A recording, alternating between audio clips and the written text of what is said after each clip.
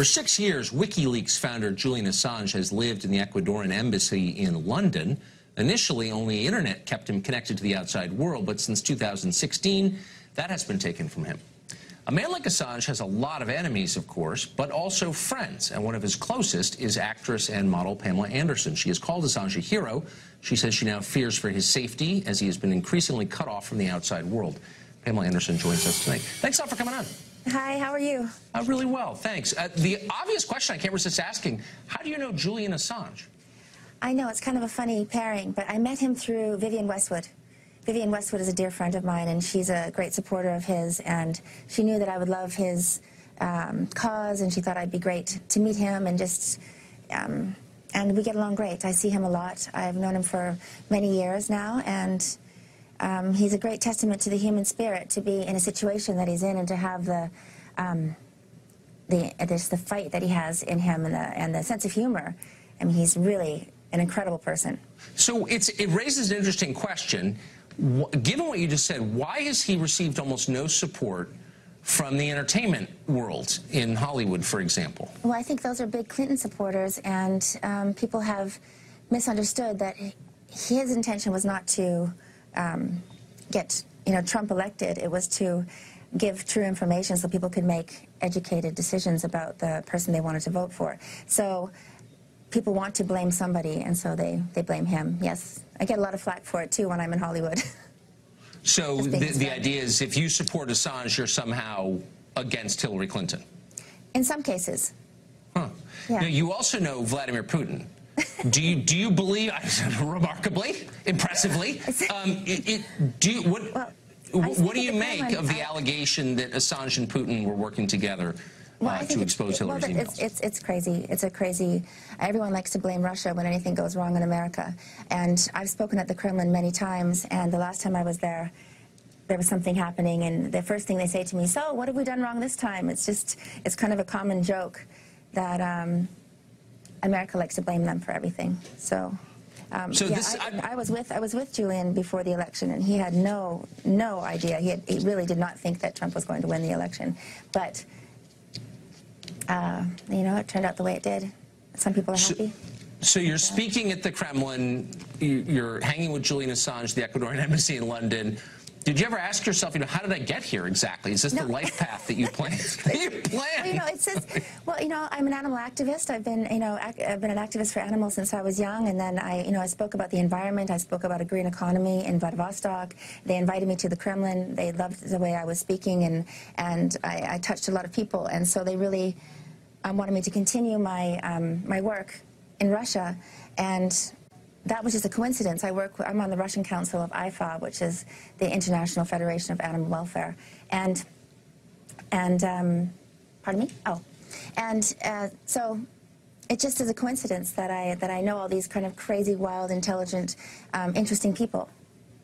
So I know that you live in France now. Yes. But when you go back, I think you have a home in LA, Malibu. When you go back there and you say, I was just over at the Kremlin talking to Vladimir Putin, what kind of response do you get? Well, a lot of people are really happy about it because he's made a lot of great improvements in my situation where I wanted him to stop importing seal products to Russia, and that pretty much stopped the seal hunt in Canada, and that was my goal initially. And then to talk about all sorts of environmental issues, animals in captivity, capturing dolphins and whales and not selling them to China, and endangered species we talk about. So I'm there speaking with the Minister of the Environment and people like that. And of course there's a lot of crossover because I have a lot of causes I believe in, and I believe in just justice for all. And Assange is just an incredible person. If you read anything his mother says about him, that's kind of an interesting source to go to. He's always been like this since a child. He's wanted to he's been worried about doing the right thing, and I think he's very brave, and he's really in deep trouble, I think, for his health, and he's never been into sunlight. He's never been in the sunlight for 6 years. That's already harmful, and now he's been cut off. No internet, no phone calls, no visitors, and they're trying to squeeze him, I think, out of there, and one of his only choices pretty soon is probably to leave the embassy, and he'll be arrested, then deported to America, which I don't think is going to be favorable for him. I don't even know what I think of any of this, but I think it's an amazing and fascinating story, and I'm grateful that you shared it on our show. No, thank you. I appreciate it. Thank you. More with Pamela Anderson in just a minute.